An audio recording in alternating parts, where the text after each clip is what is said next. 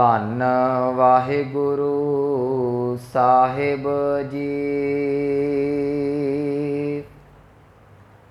ਆਸਾ ਇਕਤ ਪੱਤਰ ਭਾਰ ਉਰਕਟ ਕੁਰਕਟ।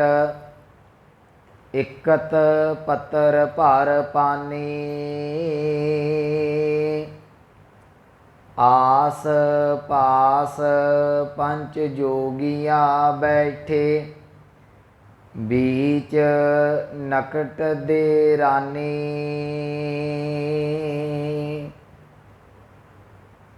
नकटी को ठान गन बाडाडू। किन्ह विवेकी काटी तू। रहाओ सगल माहे नकटी का वासा। सगल मार औहेरी। सगलिया की हाँ बहन भानजी। जिन्ह बरी तिस चेरी। हमरो भरता बड़ो विवेकी। आपे संत कहावै। ओहो हमारे माथे कायम। और हमरे निकट न आवे। नाक हों काटी कान हों काटी। काट कूट कैदारी।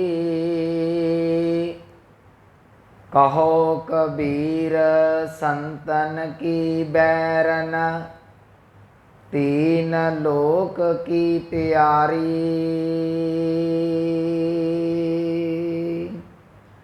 वाहिगुरु जी का खालसा वाहिगुरु जी की फतेह। परम सन्मानयोग सतगुरु गुरु ग्रंथ साहिब महाराज जी की पावन हजूरी दे अंदर सुभाए मान सतसंगी जनों वडभागे हो, जो सतगुरां दी रहमत बख्शिश हासिल कर रहे जे। चल रही लड़ीवार धन साहिब श्री गुरु ग्रंथ साहिब महाराज जी की पावन विचार। आप जी ने जो अमृत बचन सरवण किया है, ये अमृत बचन भगत कबीर साहब जी के मुखार बिंद तो उचारण किया होया है। अज इस अमृत बचन दे विच भगत कबीर साहब जी माया का प्रभाव जिहड़ा वो बयान पे करते हैं। याद रखियो, जो मनुख के उत्ते माया का प्रभाव पै जाता है ना,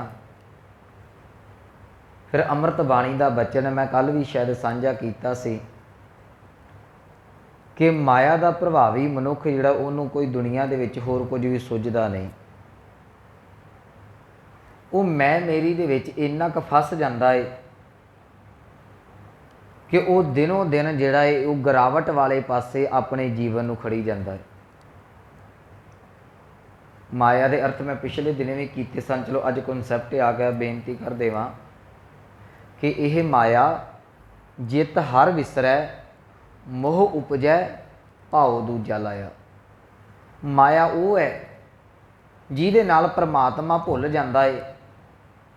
परमात्मा भुलन तो नाल ही मनुख नूं जिहड़ा भाव दूजे का अर्थ दूजे का प्यार भाव होर पदार्थां का जो प्यार पैदा हो जाए उन्होंने माया कहा गया। माया का अर्थ इत्थे कली पैसे धन दौलत करंसी नहीं।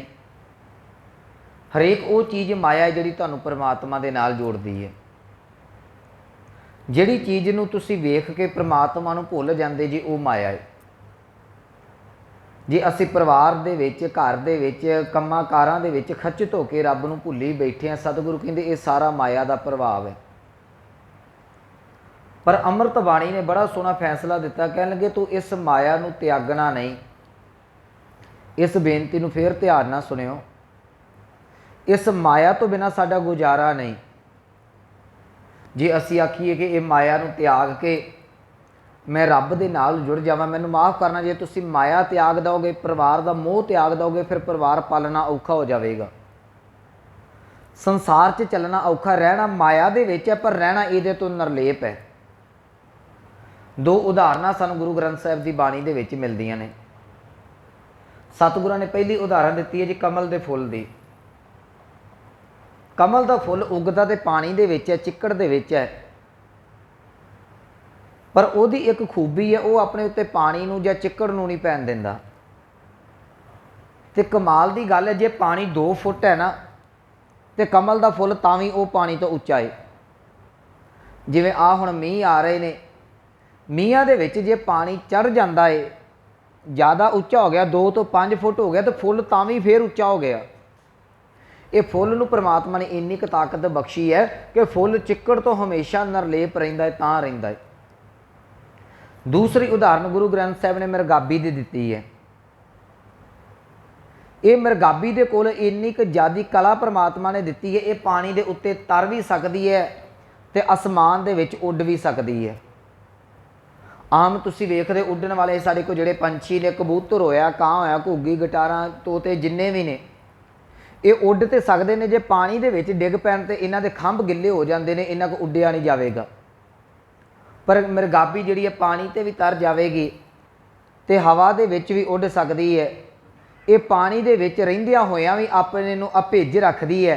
गुरु दा सिख रहिंदा ते माया दे विच है, पर इहदा प्रभाव अपने उत्ते नहीं पैण दिंदा, इहदे तो अपने आप नूं निर्लेप रखदा है। वो असीं अमृत बचन पढ़दे हां, जैसे जल में कमल निरालम मुरगाई न साणे। जिवें मुरगाबी सतगुरु कहंदे अपने उत्ते पानी नहीं पैण दिंदी, कमल दा फुल चिक्कड़ नहीं पैण दिंदा। याद रखियो गुरु दा सिख जिहड़ा है वो अपने उत्ते माया दा प्रभाव नहीं पैण दिंदा। तो जिहड़ा मनुख माया का प्रभावी हो जाता है, जिहदे उत्ते माया हैवी है, उहदे बारे अज भगत कबीर साहब जी बख्शिश करते हैं। कहन लगे असल च ये माया जिहड़ी है परमात्मा ने रची है। ये बड़ा डूंगा कॉन्सैप्ट है गुरमुखो। मैं परसों भी कहा सी, क्योंकि इसका जिक्र चलिया सी कि परमात्मा तो माया बनी, तो माया दे नाल ही परमात्मा ने संसार नूं साजिया। पहल पुरसा बिरा अथोण पुरसा दमरा, असगा अस उसगा हर का बागरा, नाचे पिंदी मैं सागरा। हुण संसार की उत्पत्ति जिहड़ी माया तो है, तो हरेक मनुख के अंदर जिहड़ा अज भगत कबीर साहब कह रहे हैं कि माया का वाजा हरेक मनुख के अंदर वजदा पिया जी। तुसीं छोटे छोटे बच्चों नूं देखो, अमृत बाणी का बड़ा प्यारा फैसला है। कह लगे बच्चे का अजे जन्म होया, कुछ क घंटिया का बच्चा है, उन्होंने भुख लगी तो माँ ने घुट के छाती के नाल लाया, जिन्हों दुनिया का नहीं पता, जिन्हों संसार का नहीं पता, पर उन्होंने दुध के नाल इन्ना क प्यार पै गया, हुण माँ के दुध तो बिना नहीं रह सकता। माया ने उहदे ते प्रभाव पाउणा शुरू कर दिता। ये माया सी, माया ने अपना प्रभाव पाया तो ये दुध दे विच खचित हो गया। थोड़ा जिहा तां होया तो खेडण मल्लण दे विच, भैण भरावां दे विच, माँ बाप दे विच खचित हो गया। ज्यों ज्यों इन्हां चीज़ां 'च फसदा गया, परमात्मा नूं त्यों त्यों भुलदा जा रहा है। वो असीं अमृत बचन पढ़ते हैं जी। पहले प्यार लगा थण दुध, दूजे माए बाप की सुध, तीजे भया भाभी बेप, चौथे प्यार उपरनी खिड़। ये चीज़ां माया का प्रभाव पाई जांदियां ने। अज इत्थे भगत कबीर साहब जी बख्शिश करते हैं, कह लगे नकटी को ठन गन बाडा डू, किन्हे बपेकी काटी तू। इत्थे माया दे लई अज जिहड़ा शब्द है वो नकटी आया है। तो नकटी के अर्थ जिहड़े भाई कान सिंह नाभा ने होना ने कीते ने, नक वड्डी, ये 2 शब्दों का सुमेल है। नक वड्डी इहदा इहों अर्थ कर लीए कि जिस मनुख ने अपनी संसार दे विचों इज्जत गवा लई होवे ना, उहदे बारे ये शब्द वरतिया जाता कि इहदा ते नक वड्डिया गया है। हालांकि ये आ जिहड़ा साडा पार्ट है बॉडी का, ये नक नहीं वड्डिया, उत्थे नक वड्डना एक मुहावरा, इहदा भाव उहदी इज्जत जाती रही है। जां असीं इदां भी कह देने कि मैं इहो जिहा कोई कर्म ना करां जां इहो जिहा कोई काम ना करां जिहदे नाल मेरा नक वड्डिया जाए। उहदा भाव इहो जिहा कोई काम ना करां जिहदे नाल मेरी बेइज्जती बदनामी होवे। नक वड्डण दा भाव है बेइज्जती बदनामी। इत्थे शब्द है नकटी, इहदा अर्थ करांगे जिहदा नक वड्डिया होया, भाव अर्थ बेशर्म माया। माया कुछ नहीं जे वेखदी। गुरमुखो मैं एक बेनती करा, जो माया आउंदी है ना, ये सके भरावां दे विच भी जिहड़ी है पाड़ पा के ते सारा कुछ अलग कर देंदी जी। जदों माया आउंदी है ये गूढ़ी मित्रता नूं भी खेरू खेरू करके रख देंदी है। जदों माया आउंदी है ये माया माँ बाप के रिश्ते नूं, सके भैन भरावां के रिश्ते नूं भी ताड़ ताड़ करके रख देंदी है। इत्थे भगत कबीर साहब जी कह लगे नकटी को कहंदे ये निलज माया, इनू कोई शर्म हिया नहीं, ये अपनियां मन मर्जियां करदी है। नकटी को ठनगन बाडा ढूं, बाडा का अर्थ है वाजा, ठनगन का अर्थ है ठनगन, ठनगन वजदा ठुमकने ला ला के। कह लगे ये नकटी का जिहड़ा इस बेशर्म माया का जिहड़ा वाजा है ना, चारे पासे हर पासे ठन ठन करके वजदा पिया है। किन्ह बबेकी, किन्ह का अर्थ करांगे किसी विरले ने, बबेकी का अर्थ है जिहड़ा विवेक बुद्धि नूं धारण कर गया, भाव ज्ञानवान पुरुष। काटी तू, काटी का अर्थ है कट कुट के कोल रख ली, भाव कंट्रोल कर ली, बस दे विच कर ली। कह लगे कोई इहो जिहा विरला विवेकी मनुख है जिन्हें तेनों अपने वस दे विच कीता होया है, नहीं तो माया का हर शरीर के उत्ते, हर मनुख प्राणी के उत्ते जिहड़ा वो प्रभाव पिया होया है। इत्थे एक पुराना दी हिंदू इतिहास दे विचों गाथा मैं वो तुहाडे नाल सांझी कर देवां, सानूं स्पष्ट हो जाएगा। याद रखियो असी जिन्ने गुरु कोल भी बैठे हैं ना, ये 99% जिहड़े ने माया के प्रभाव अधीन असी बैठे हैं। किसी नूं सुख चाहिए, किसी नूं दुध चाहिए, किसी नूं पुत चाहिए, किसी नूं कारोबार चाहिए, किसी नूं कुछ चाहिए, ये माया का प्रभाव है। बाहरों बाहरों असी परमात्मा नूं पूजदे हैं, अंदर साडे चिंतन जिहड़ा वो माया का चलदा पिया है। इहो कारण मैं एक बार कहा सी, जदों मनुख विहला है उन्होंने कोई काम नहीं मिलता, वो सारी सारी दिहाड़ी बाणी पढ़ेगा, गुरु गुरु जपेगा। जिस वेले बाणी जपण दे नाल, गुरु कृपा दे नाल घर वसदा है, परिवार वसदा है, कारोबार मिलता, उस दिन कहंदा मेरे को बाणी पढ़न का टाइम ही कोई नहीं है। माया ने अपना प्रभाव पा दिता। सानूं अज भी असी गुरु कोल बैठे होईए ना, तुसी अपने कोल वेखो, तुसी बाणी पढ़ रहे जे फोन वजदा है, पता मेरे काम दा, असीं उस वेले फोन वाल हो जाते हैं, क्योंकि सानूं गुरु नालों माया ज़्यादा प्यारी है। चलो मैं जिहड़ी गाथा सांझी कर लगा है तो ये दंद कथा है तो मिथ्यास, पर ये समझण वास्ते कहंदे एक बारी भगवान विष्णु, इहदी पत्नी जिहड़ी है वो हिंदू मैथोलॉजी कहती है कि लक्ष्मी है, जिन्हों असीं माया कहने हैं। भगवान विष्णु तो लक्ष्मी का आपस दे विच संवाद हो गया, विचार चर्चा कर ली। चलो दो जी बैठे होने तो आपस में फूक छक ही जाते हैं, ये हुण दोवें पति पत्नी ने। विष्णु जी ये गल कहंदे ने, कहंदे लिया देख लक्ष्मी, संसार मेरी पूजा किन्नी पिया करदा है। लक्ष्मी कह लगी भगवान जी पूजा भावें तुहाडी करदा है, पर संसार विचों मंगदा मैनू ही पिया जे। पूजा तुहाडी है, तुसी प्रभु जे, परमात्मा जे, पर अंदर खिच मेरी है कि सानू जिहड़ा वो माया की प्राप्ति हो जाए। विष्णु कह लगा इदां नहीं हो सकता, देख मंदिरां दे अगे तड़के सार तो जिहड़ियां ने, क्योंकि हिंदुआं कोल अमृत वेला शब्द नहीं हैगा, वो तड़का वरतदे ने जां सवेरे वरतदे ने, वो तड़के उठ के जिहड़ा मंदिरां दे अगे लैना ला के बैठे हुए ने। वेख किन्नियां मर्यादा रखियां ने, नहा धो के बंदगी करते हैं। कोई टल वजाउंदा है, कोई टल्लियां वजाउंदा है, कोई छैने वजाउंदा है, कोई किदा भजन कर रहा है, कोई किसी तरीके दे नाल भजन गा रहा है। ये सारे मेरे प्यारे ने जिहड़े इन्ने भजन इन्नी बंदगी पे करते हैं। लक्ष्मी कह लगी स्वामी जी तुहानूं भुलेखा है, वेखण नूं लगदा तुहाडे प्यारे ने, पर मैं तुहानूं दस देवां ये पूजा तुहाडी करदे ने, मंग दे विचों मैनूं जे। वो जिद पे कह लगे चलो इदां करदे आपां प्रैक्टिकल कर लैंदे आ। आखिर वो लक्ष्मी ते भगवान विष्णु उन्हां दा मत कहंदा जी ये धरती ते आए। भगवान विष्णु ने जिहड़ा है वो एक साधु का रूप धारण किया, तो जिहड़ी लक्ष्मी है इन्हें एक पटराणी का रूप धारण कर लिया। हुण उस मनुख के घर दे विच जांदे ने जिहड़ा धर्म का ठेका चुकी फिरदा कि मेरे वध कोई धर्म ही नहीं हो सकता। कई कई तुहानूं इहो जिहे लोग भी मिलणगे जिहड़ा कहंदा कि बस मैं ही धर्मी हाँ, मेरी मर्यादा पूरी है, मेरे पाठ पठन सब कुछ पूरा है, बड़ी सेवा करदा सी, बड़ा रब रब करदा सी, बंदगी बड़ी करदा सी। साधु आ गया तो जिस वेले साधु ये घर च आया, इस मनुख ने आओ भगत की, साधु जी जी आया नूं।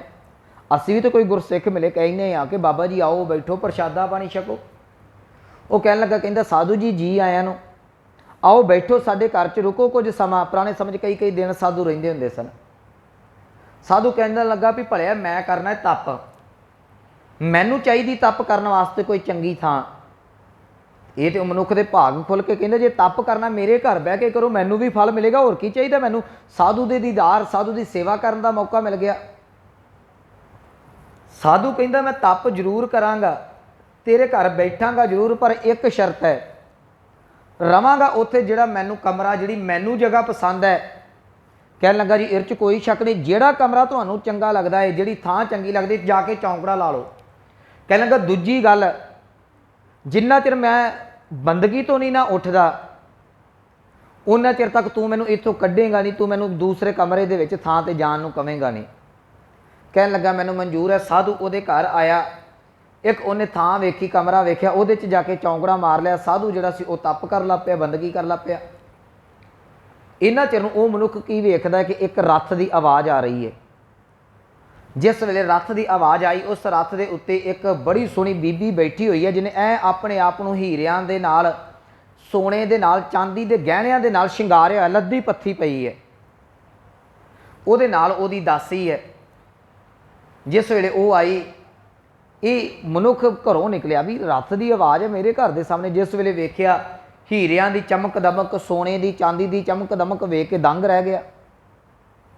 जिस वेले दंग रहा, ये उस बीबी ने, उस जिहड़ी राणी बन के आई, लक्ष्मी जिहड़ी पटरानी बन के आई है, आण के कहन लगी मैनू जल छकण की इच्छा है। वो साडे ते अज भी बड़ा माया का प्रभाव है। कोई मायाधारी आण के सानू कोई काम कह दे, असीं भज भज के जाने हैं। कोई साधारण मनुख कह दे, असीं उहदी गल भी सुन के राजी नहीं। हुण वो मनुख ने की कीता, कहन लगा जी जल छकना मुबारक है। उन्हें पानी लिया, कहन लगी नहीं मैं अपना बर्तन देवांगी। उन्हें जी सोने का गिलास कढ़िया, सोने का गिलास दिता। इस मनुख ने अपने घरों पानी भर के दिता। उन्हें पानी पी लिया, बीबी ने पानी पी के तो गिलास जिहड़ा वगा के मारिया। वो तो लक्ष्मी सी, आम बंदे वास्ते सोने का गिलास बड़ा तगड़ा मायना रखता सी। उन्हें चुक के ना थोड़ी जी चापलूसी जी करता होया कहन लगा बीबी जी आ तुहाडा गिलास है। नौकरानी उहदी दासी बोली, कहन लगी ये पटरानी है, धन दौलत की कमी नहीं, एक इहदी आदत है, एक दी भांडे नहीं मांजदी, ना जूठा भांडा वरतदी है। कहन लगा ये जिहड़ी भांडे दे विच कुछ खा पी लवे उस भांडे नूं सुੱਟ दिता जांदा है, ये इस भांडे नूं दोबारा नहीं वरतदी। इन्हें गिलास सुੱਟ दिता, जे तू चुकना तो चुक ला, साडा गिलास ना कोई संबंध नहीं दिया। मन च लालच आ गया, मना जे इन्हें पानी पी के गिलास सुੱਟ दिता, इन्हूं रोटी ना खवा दईए आपां, आखिए भी 2-4 दिन साडे घर है, 2-4 सब्जियां बनावांगे, 2-4 मिठा बनावांगे, थाली लाऊगी, कौलियां लाऊगी, चमच लाऊगी तो सोना आपे आऊगा। उन्हें हाथ जोड़े कहन लगे बीबा जी जे तुसीं साडे घर प्रशादा छको दे। कहन लगी मैं छक लवांगी पर एक शर्त है, मैं बवांगी उत्थे जिथे मेरी मर्जी है। कहन लगी तुहाडा ही घर है, जिथे आखो उत्थे ही बिठा दांगा, मेरा चित्त करदा तुहानूं रज के प्रशादा छकाया जाए। मन च लालच है। वो बीबी जिहड़ी सी लक्ष्मी का रूप धारण किया, वो थल्ले उतरी, घर च आई, सारा घर फिरिया, जिस घर च साधु बैठा होया है ना उत्थे जाके कहन लगी कहंदी मैनूं आह कमरा पसंद है। पहला मन च आया मना इत्थे साधु बैठा होया, कहन लगा बीबी जी इत्थे ना साधु जी बैठे हुए ने, इन्हां ने तप करना, तुसीं होर कोई कमरा वेख लो, बड़ा तगड़ा घर है, परमात्मा दा दिता होया, बहुत कुछ है। वो कहन लगी नहीं मैं इत्थे ही बवांगी। जो उन्हें दूजी वार कहा, वो बीबी ने अगों कहा, कहन लगी जे तुसी इत्थे बहा के प्रशादा छकाउणा तो ठीक है, नहीं तो मैं दूसरे घर चल जन्नी है। हुण उन्होंने मुश्किल हो गई भी मेरा तो सोना धन दौलत जाने ही जानी है, जे दूसरे घर चल गई दूसरा घर अमीर हो जाएगा, असी जरदे कोई नहीं। उन्हें की कीता, कहन लगा बीबी जी तुसी 2 मिनट रुको, मैं साधु जी नूं हुणे ठा देना। साधु कोल गया, साधु नूं कहन लगा साधु जी तुसी कृपा करो, तप ही करना है, तप नाल दे कमरे च बह के कर लो। वो कहन लगा की गल होई? कहन लगे आ बीबी जी आए ने ना प्रशादा पानी छकना, ये कमरा पसंद है, इत्थे बह जाणगे। साधु कहन लगा भलिया असीं मोह माया तो नरलेप आ, सानू इन्हां चीज़ां ने जिथे चौंकड़ा लाउणा सी ना मैं ला लिया, हुण मैं थां नहीं बदलांगा। वो कहन लगा साधु जी तुसीं साध बंदे जे बंदगी करनी है, इत्थे की ते उत्थे की, दूसरे कमरे च हो जाओ, बीबी जी ने प्रशादा छकना है। साधु भी अगों अड़िया सी, हुण मसला तो कोई होर सी ना। साधु कहन लगा नहीं मैं नहीं उठांगा।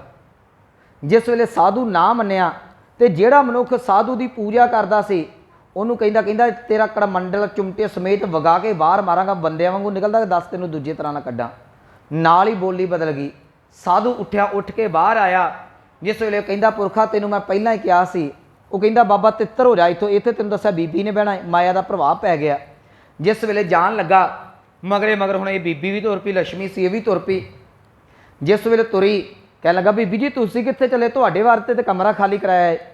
कहन लगा उधर उन्होंने असली रूप धारण किया, कहन लगे ਕਹਿੰਦੀ ਲక్ష్ਮੀ ਕਹਿੰਦੀ ਭਗਵਾਨ ਮੈਂ ਤੈਨੂੰ ਕਿਹਾ ਸੀ ਤੇਰਾ ਕੜਮੰਡਲ ਚੁੱਕ ਕੇ ਬਾਹਰ ਮਾਰਨ ਲੱਗਾ ਸੀ, ਤੈਨੂੰ ਬੋਲ ਕਬੋਲੇ ਮੈਨੂੰ ਆਵਾਜ਼ਾਂ ਪੈ ਰਹੀਆਂ ਨੇ। ਕਹਿਣ ਲੱਗੀ ਮੈਂ ਲక్ష్ਮੀ ਸਾਂ, ਜਿੱਥੇ ਵਿਸ਼ਨੂੰ ਜਾਵੇਗਾ ਜਿੱਥੇ ਭਗਵਾਨ ਜਾਵੇਗਾ ਮੈਂ ਵੀ ਉਹਦੇ ਮਗਰ ਹੀ ਜਾਣੀ ਹੈ। ਤੂੰ ਬੜੀ ਤਗੜੀ ਗਲਤੀ ਖਾ ਗਿਆ, ਬਾਅਦ 'ਚ ਮੱਥੇ ਤੇ ਹੱਥ ਮਾਰੇ, ਪਰ ਹੁਣ ਕੀ ਬਣ ਸਕਦਾ ਸੀ। ਮੇਰੇ ਕਹਿਣ ਦਾ ਭਾਵ ਇਹ ਹੈ ਤੇ ਚਲੋ ਦੰਤ ਕਥਾ ਹੈ ਤੇ ਮਿਥਿਹਾਸ, ਪਰ ਇੱਥੋਂ ਸਾਨੂੰ ਇੱਕ ਸਾਖੀ ਸਿੱਖਣ ਨੂੰ ਇਹ ਸਿੱਖਿਆ ਜ਼ਰੂਰ ਮਿਲਦੀ ਹੈ। ਮੈਨੂੰ ਮਾफ़ ਕਰਨਾ, ਅਸੀਂ ਜਿੰਨਾ ਮਰਜ਼ੀ ਕਹੀ ਜਾਈਏ ਕਿ ਬਾਣੀ ਬਾਣੀ ਨਾਮ ਜਪਦੇ ਹਾਂ, ਪਰ ਅੰਮ੍ਰਿਤ ਬਾਣੀ ਦਾ ਫੈਸਲਾ ਬਹੁਤ ਘੱਟ ਲੋਕ ਨੇ ਜਿਹੜੇ ਮਾਇਆ ਦੇ ਪ੍ਰਭਾਵ ਤੋਂ ਬਚੇ ਹੋਏ ਨੇ। ਅੱਜ ਸਾਨੂੰ ਗੁਰਦੁਆਰਿਆਂ ਦੇ ਵਿੱਚ ਸਾਡੇ ਨਿੱਜੀ ਜੀਵਨ ਦੇ ਵਿੱਚ ਮਾਇਆ ਦੀ ਚਮਕ ਦਮਕ ਹੀ ਪ੍ਰਭਾਵਿਤ ਕਰਦੀ ਹੈ। ਅੱਜ ਸਾਨੂੰ ਪਰਮਾਤਮਾ ਦੇ ਨਾਲ ਪਿਆਰ ਨਹੀਂ, ਜੇ ਪਰਮਾਤਮਾ ਕੋਲੋਂ ਮੰਗਦੇ ਹਾਂ ਤਾਂ ਵੀ ਮਾਇਆ ਹੀ ਮੰਗੀ ਜਾਂਦੀ ਹੈ। ਗੁਰੂ ਅਰਜਨ ਸਾਹਿਬ ਦਾ ਬਚਨ ਕਹਿ ਕੇ ਮੈਂ ਵਿਚਾਰ ਵੱਲ ਆਵਾਂ, ਕਹਿ ਲਗੇ ਮਾਇਆ ਮਨੋ ਨਾ ਵਿਸਰੈ, ਮੰਗੈ ਦਮਾ ਦਮ ਸੋ ਪ੍ਰਭ ਚਿਤ ਨ ਆਵੇ, ਨਾਨਕ ਨਹੀਂ ਕਰਾਵਾਂ। ਕਹਿੰਦੇ ਮਾਇਆ ਦੇ ਇਹਦੇ ਮਨ ਚੋਂ ਭੁੱਲਦੀ ਨਹੀਂ ਨਾ, ਕਦੀ ਨਹੀਂ ਭੁੱਲਦੀ। ਤੁਸੀਂ ਆਪਣੇ ਨਿੱਜੀ ਜੀਵਨ 'ਚ ਵੇਖਿਓ, ਕਦੀ ਕਦੀ ਕੋਈ ਗੁਰਮੁਖ ਪਿਆਰਾ ਜਿਹਨੂੰ ਸੁਪਨਾ ਆਵੇਗਾ ਮੈਂ ਗੁਰੂ ਘਰ ਬੈਠਾ ਬਾਣੀ ਪੜ੍ਹ ਰਿਹਾ, ਕਦੀ ਕਦੀ ਕਿਸੇ ਨੂੰ ਸੁਪਨਾ ਆਉਂਦਾ ਮੈਂ ਸੇਵਾ ਕਰ ਰਿਹਾ, ਮੈਂ ਸਿਮਰ ਕਰ ਰਿਹਾ। ਨਹੀਂ ਤੇ ਸਾਨੂੰ ਸੁਪਨੇ ਕੀ ਆਉਂਦੇ ਨੇ, ਮੇਰੇ ਵਰਗੇ ਨੂੰ ਆਉਂਦੇ ਨੇ ਕਿ ਅਸੀਂ ਜਹਾਜ਼ਾਂ ਦੇ ਝੂਟੇ ਲੈ ਰਹੇ ਹਾਂ, ਜਿਹਦੇ ਮਨ 'ਚ ਉਹ ਚੀਜ਼ ਹੈ। ਕਿਸੇ ਨੂੰ ਸੁਪਨਾ ਆਵੇਗਾ ਮੈਂ ਨੌਕਰੀ ਕਰ ਰਿਹਾ, ਕਿਸੇ ਨੂੰ ਸੁਪਨਾ ਆਵੇਗਾ ਮੈਂ ਕਾਰੋਬਾਰ ਕਰ ਰਿਹਾ। ਜਿਹੋ ਜਿਹੀ ਬਿਰਤੀ ਹੈ ਸਾਨੂੰ ਉਹੋ ਜਿਹੇ ਸੁਪਨੇ ਆਉਂਦੇ ਨੇ। ਗੁਰੂ ਵਾਲੇ ਸੁਪਨੇ ਕਿਸੇ ਵਿਰਲੇ ਗੁਰਮੁਖ ਨੂੰ ਹੀ ਆਉਂਦੇ ਨੇ। ਪਰ ਯਾਦ ਰੱਖਿਓ, ਇੱਥੇ ਭਗਤ ਕਬੀਰ ਸਾਹਿਬ ਜੀ ਬਖਸ਼ਿਸ਼ ਕਰਦੇ ਨੇ, ਕਹਿਣ ਲੱਗੇ ਕਿਨਹਿ ਵਿਵੇਕੀ ਕਾਟੀ ਤੂੰ, ਕੋਈ ਵੱਖਰਾ ਵਿਰਲਾ ਵਿਵੇਕੀ ਮਿਲ ਜਾਵੇ ਨਾ, ਉਹ ਤੈਨੂੰ ਕਾਬੂ ਕਰਕੇ ਮਾਇਆ ਨੂੰ ਰੱਖ ਸਕਦਾ ਹੈ। ਨਹੀਂ ਤੇ ਮਾਇਆ ਕਿਸੇ ਕੋ ਕਾਬੂ ਨਹੀਂ ਜੀ ਆਉਂਦੀ, ਮਾਇਆ ਕਦੀ ਕਿਸੇ ਕੋਲੋਂ ਕਾਬੂ ਨਹੀਂ ਆਉਂਦੀ। ਮੈਂ ਬੜੀ ਆਸਾ ਦੀ ਵਾਰ 'ਚ ਵੀ ਅਰਜ਼ ਕੀਤੀ ਸੀ, ਮਾਇਆ ਦੇ ਬੜੇ ਰੂਪ ਨੇ। ਤੁਸੀਂ ਚਲੋ ਮੈਂ ਕਥਾ ਕਰਕੇ ਥੱਲੇ ਉਤਰਾਂਗਾ ਨਾ, ਸਾਡੀਆਂ ਕੁਝ ਸੰਪਰਦਾਵਾਂ, ਕੁਝ ਕਥਾਵਾਚਕ, ਕੁਝ ਪ੍ਰਚਾਰਕ, ਕੋਈ ਸਾਧੂ ਸੰਤ ਇਹੋ ਜਿਹੇ ਨੇ ਜਿਹੜੇ ਕਹਿੰਦੇ ਕਿ ਅਸੀਂ ਮਾਇਆ ਨਹੀਂ ਲੈਂਦੇ। ਚਲੋ ਉਹਨਾਂ ਦਾ ਕਾਰੋਬਾਰ ਸੈੱਟ ਹੈ, ਸਾਡਾ ਨਹੀਂ ਸੈੱਟ, ਸਾਨੂੰ ਮੰਗਣੇ ਪੈਂਦੇ ਨੇ। ਮੈਂ ਕਥਾ ਕਰਕੇ ਜਾਂ ਕੋਈ ਕਥਾ ਕਰਕੇ ਥੱਲੇ ਉਤਰਿਆ, ਪ੍ਰੈਕਟੀਕਲ ਕਰ ਲਿਓ। ਜੇ ਤਾਂ ਤੁਸੀਂ ਕਹਿਤਾ ਕਿ ਬਾਬਾ ਜੀ ਬੱਲੇ ਬੱਲੇ ਕਥਾ ਦੀ ਤੇ ਅੱਜ ਜਿਹੜੀ ਸੀ ਰੰਗ ਬੰਨ੍ਹ ਦਿੱਤੇ, ਮੌਜ ਬੰਨ੍ਹ ਦਿੱਤੀ, ਅੱਜ ਤੇ ਵਾਰੇ ਨਿਆਰੇ ਕਰ ਦਿੱਤੇ, ਕਥਾਵਾਚਕ ਫੁੱਲ ਕੇ ਐਡਾ ਹੋ ਜਾਂਦਾ ਵੀ ਵਾਹ ਵਾਹ ਵਾਹ, ਵਾਕਿਆ ਮੈਂ ਬੜਾ ਸੰਗਤ ਨੂੰ ਪ੍ਰਭਾਵ ਕੀਤਾ ਹੈ। ਜੇ ਤੁਸੀਂ ਉਲਟਾ ਹੀ ਕਹਿ ਦਿਓ ਕਿ ਬਾਬਾ ਜੀ ਤੁਹਾਨੂੰ ਤੇ ਆਉਂਦਾ ਹੀ ਕੱਖ ਨਹੀਂ ਹੈ ਤੇ ਮੱਥੇ ਦਾ ਹੱਥ ਮਾਰੇਗਾ, ਇਹ ਕਿੱਥੋਂ ਕਲਾਣਾ ਮੇਰੇ ਮੱਥੇ ਲੱਗ ਗਿਆ। ਇਹ ਸਾਡੇ ਹਾਲ ਨੇ। ਜ਼ਰੂਰੀ ਨਹੀਂ ਕੋਈ ਮਾਇਆ ਲੈਂਦਾ ਹੈ, ਲੋਕਾਂ ਦੇ ਵਿਊ, ਲੋਕਾਂ ਦਾ ਹੰਕਾਰ ਵੀ ਜਿਹੜਾ ਸਾਡੀ ਖੁਰਾਕ ਬਣ ਜਾਂਦਾ ਹੈ ਕਰਦਾ ਹੈ। ਕਦੀ ਕੋਈ ਬੁਲਾਰਾ ਬੋਲਦਾ ਹੋਵੇ, ਕਿਤੇ ਰੈਲੀ 'ਚ ਕਿਤੇ ਜਾਣ ਦਾ ਮੌਕਾ ਮਿਲੇ ਨਾ, ਬੁਲਾਰੇ ਨੂੰ ਤਾੜੀਆਂ ਉਤਸ਼ਾਹ ਦਿੰਦੀਆਂ ਨੇ, ਤੇ ਜਿਹਦੇ ਵਾਰ ਰੌਲਾ ਪੈ ਜਾਵੇ ਉਹ ਚੰਗੇ ਭਲੇ ਬੁਲਾਰੇ ਦੇ ਪੈਰ ਕੰਬ ਜਾਂਦੇ ਨੇ। ਕਿਉਂਕਿ ਅਸੀਂ ਇਹ ਕੁਝ ਨਾ ਕੁਝ ਗ੍ਰਹਿਣ ਕਰਕੇ, ਮਾਇਆ ਦਾ ਰੂਪ ਗ੍ਰਹਿਣ ਕਰਕੇ ਸੰਸਾਰ 'ਚ ਚੱਲਦੇ ਹਾਂ। ਇੱਥੇ ਭਗਤ ਕਬੀਰ ਸਾਹਿਬ ਕਹਿ ਲਗੇ ਨਕਟੀ ਕੋ ਠਨਗਾ ਨਾ ਬਾਡਾ ਡੂ, ਕਿਨੇ ਵਿਵੇਕੀ ਕਾਟੀ ਤੂੰ। ਕਹਿੰਦੇ ਹਰ ਪਾਸੇ ਮਾਇਆ ਤੇਰਾ ਹੀ ਪ੍ਰਭਾਵ ਹੈ, ਕੋਈ ਵਿਰਲਾ ਹੈ ਜਿਹਨੇ ਤੈਨੂੰ ਕੱਟ ਕੁੱਟ ਕੇ ਭਾਵ, ਜਿਹਨੇ ਤੈਨੂੰ ਕਾਬੂ ਕਰਕੇ ਰੱਖਿਆ। ਇਹ ਪਾਵਰ ਸ਼ਬਦ ਦਾ ਅੰਤਰੀ ਭਾਵ ਹੈ। ਆਰੰਭ ਦੇ ਵਿੱਚ ਭਗਤ ਕਬੀਰ ਸਾਹਿਬ ਜੀ ਬਖਸ਼ਿਸ਼ ਕਰਦੇ ਨੇ ਆਸਾ, ਆਸਾ ਰਾਗ ਹੈ ਜੀ। ਕਹਿਣ ਲੱਗੇ ਇਕਤ ਪੱਤਰ ਭਰ ਉਰਕਟ ਕੁਰਕਟ, ਇਕਤ ਪੱਤਰ ਭਰ ਭਾਨੀ। ਇਹ ਇੱਥੇ ਯਾਦ ਰੱਖਿਓ, ਜਦੋਂ ਮਨੁੱਖ ਮਾਇਆ ਧਾਰੀ ਹੋ ਜਾਂਦਾ ਨਾ, ਜਦੋਂ ਮਾਇਆ ਆਏਗੀ, ਮਾਇਆ ਤੋਂ ਬਾਅਦ ਵਿਸ਼ਈਪੂਣਾ ਜ਼ਰੂਰ ਆਵੇਗਾ। ਅੱਜ ਤੁਸੀਂ ਅਮੀਰ ਤੋਂ ਅਮੀਰ ਬੰਦੇ ਜੂਏ ਖਾਨਿਆਂ ਦੇ ਵਿੱਚ, ਸ਼ਰਾਬ ਖਾਨਿਆਂ ਦੇ ਵਿੱਚ, ਅਹਾਤਿਆਂ ਦੇ ਵਿੱਚ, ਕਲੱਬਾਂ ਪੱਬਾਂ ਦੇ ਵਿੱਚ ਜਾਂਦੇ ਤੇ ਵੇਖੇ ਹੋਣਗੇ, ਅਮੀਰ ਬੰਦਾ ਬਹੁਤ ਘੱਟ ਤੁਹਾਨੂੰ ਗੁਰੂ ਘਰ ਆਉਂਦਾ ਮਿਲੇਗਾ। ਇਹ ਉਹਦੀ ਬਿਰਤੀ। ਉਹ ਭਗਤ ਕਬੀਰ ਸਾਹਿਬ ਜੀ ਅੱਜ ਬਖਸ਼ਿਸ਼ ਕਰਦੇ ਨੇ, ਕਹਿੰਦੇ ਜਿਹੜਾ ਮਾਇਆ ਦਾ ਪ੍ਰਭਾਵੀ ਹੈ ਨਾ, ਉਹ ਕੀ ਕਰਦਾ ਜੀ, ਇਕਤ ਪੱਤਰ, ਇਕਤ ਦਾ ਅਰਥ ਹੈ ਇੱਕ, ਪੱਤਰ ਦਾ ਅਰਥ ਹੈ ਭਾਂਡਾ। ਕਹਿੰਦੇ ਇੱਕ ਭਾਂਡੇ ਦੇ ਵਿੱਚ ਭਰ, ਭਰ ਦਾ ਅਰਥ ਹੈ ਭਰ ਕੇ, ਉਰਕਟ, ਉਰਕਟ ਦਾ ਅਰਥ ਹੈ ਰਿੰਨਣਾ, ਬਣਾਉਣਾ। ਕੀ ਬਣਾਉਂਦਾ ਜੀ, ਕੁਰਕਟ, ਕੁਰਕਟ ਕਹਿੰਦੇ ਕੁੱਕੜ ਨੂੰ।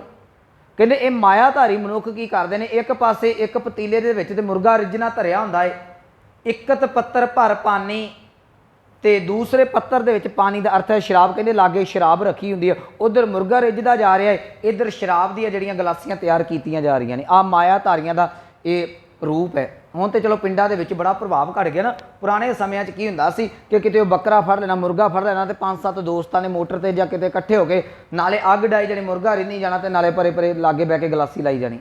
ਇਹ ਸੱਚਾਈ ਸੀ। ਇਹ ਨਾ ਸਮਝ ਲਿਓ ਬਾਬਾ ਗਲਾਸੀਆਂ ਵਾਲੇ ਪਾਸੇ ਤੁਰ ਪਿਆ। ਇਹ ਹਾਲ ਸੀ ਪਿੰਡਾਂ ਦਾ।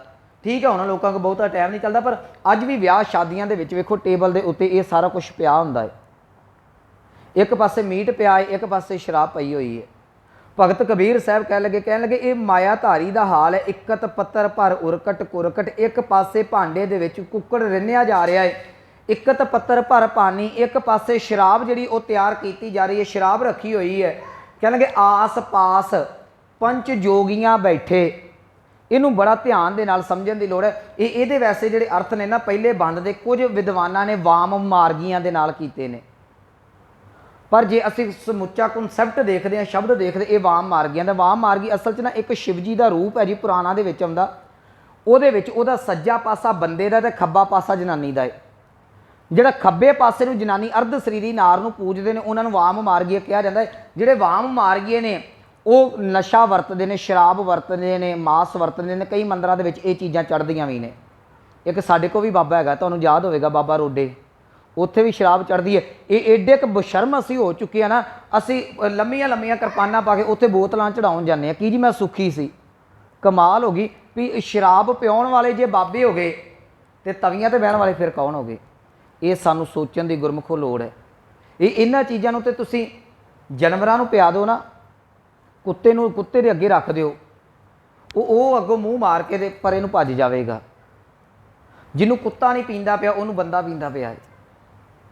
ਜਿਹੜੀਆਂ ਚੀਜ਼ਾਂ ਜਾਨਵਰ ਨਹੀਂ ਖਾ ਰਹੇ ਉਹਨੂੰ ਮਨੁੱਖ ਅੱਜ ਖਾ ਰਿਹਾ ਹੈ।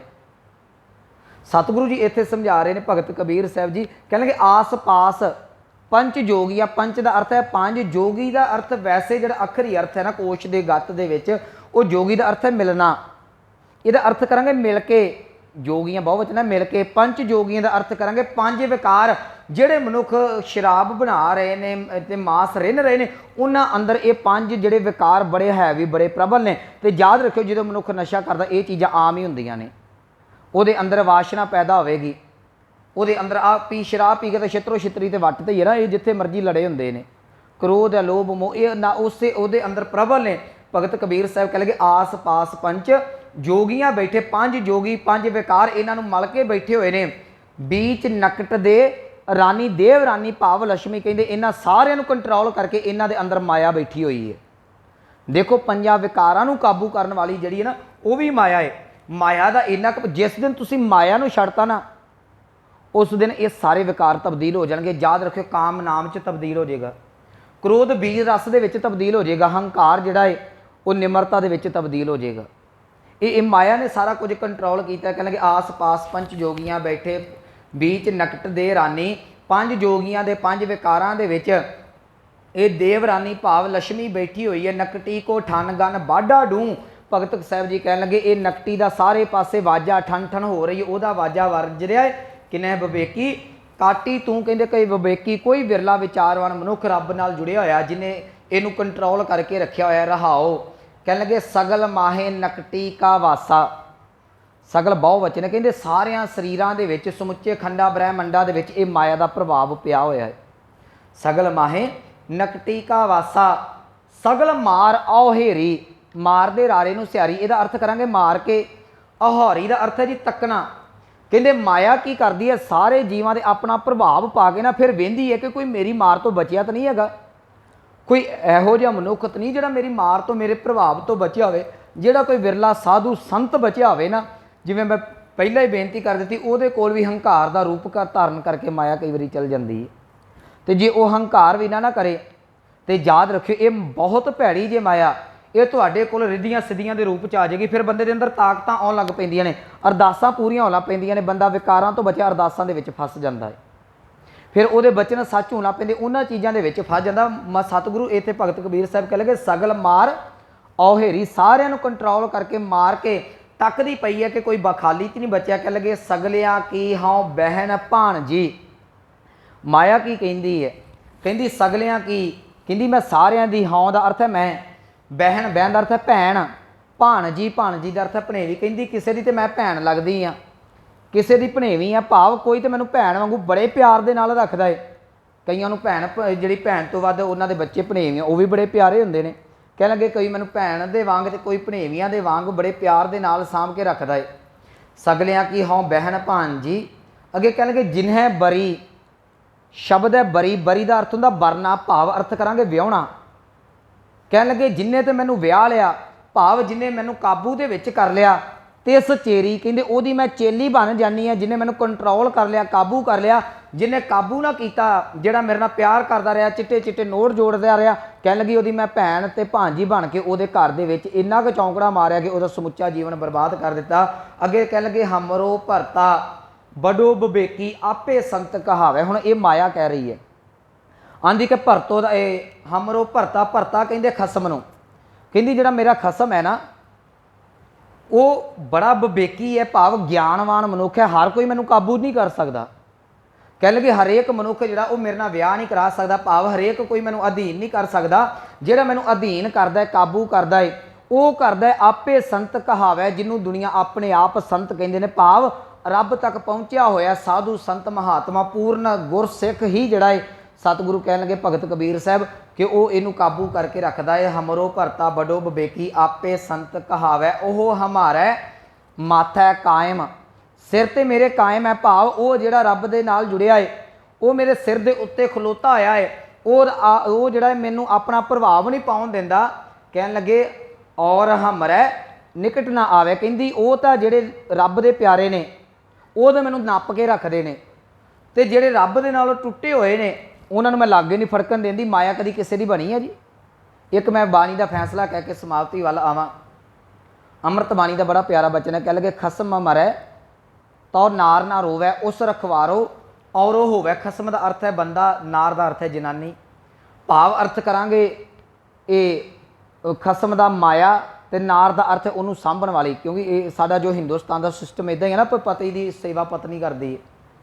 कह लगे खसम मरै तो नार ना रवे, जे बंदा चढ़ाई कर जाए ना किते, तो कहती जी नार जी माया ना वो रोंदी नहीं।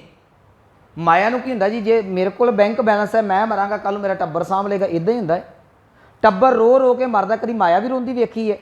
कह लगे कि जिहड़ा मनुख है वो जो मर जाता है, खसम मरिया तो नार ना रोवे उस रखवारो और होवे। प्यो मरिया दौलत पुत्रां कोल आ गई, पुत्र मरे गां दौलत जी पोतरियां को आ गई। माया एक दी नहीं कदी भी होके रहिंदी। इत्थे भगत कबीर साहब जी कह लगे कि माया की कहती है कि जिहड़ा मेरा खसम है कोई विरला वो हमारा है माथा कायम, वो तो मेरे सिर ते चढ़ के रहिंदा, कंट्रोल च रखदा है।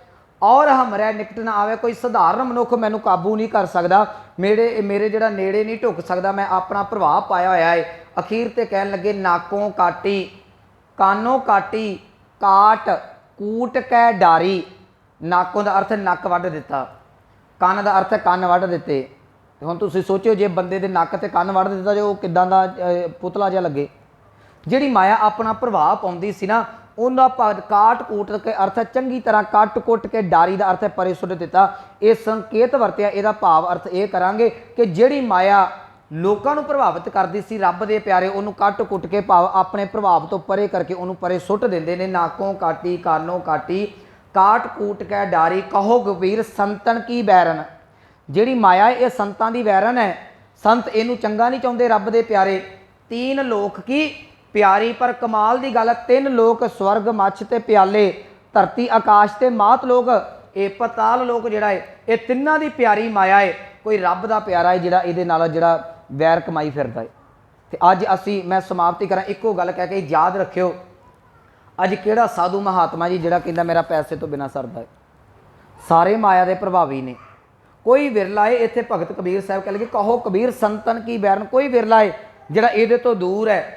तीन लोक की प्यारी, उदा माया सारियां दी प्यारी। जे माफ़ करना, कोई गुरु घरां च बैठा है, कोई मंदिरां मस्जिदां दे विच बैठा है, कोई अरदासां कर रहा है, कोई करा रहा है, किसी दी पूरी हो रही है, किसी दी अधूरी हो रही है, सारा माया के प्रभाव हेठ ही जिहड़े वरचरदे पए ने। सो इस पावन शब्द दी विचार समुचा तत्त भाव यह है कि सारा संसार माया के प्रभाव अधीन है। किते विरला कोई रब का प्यारा, कोई गुरमुख जिहड़ा रब दे नाल जुड़िया है, वो इस माया नूं कट कुट के जिहड़ा कंट्रोल च करके ते इहदे सिर ते राज करके परमात्मा दे नाल जुड़ जांदा है। सो इन्नियां बेनतियां प्रवान होईयां भुल्लां गलतियां दी खिमा। आओ पावन पंक्तियां दा जाप सरवण करके समाप्ति करिए। नाकों काटी कानों काटी काट कूट कै डारी,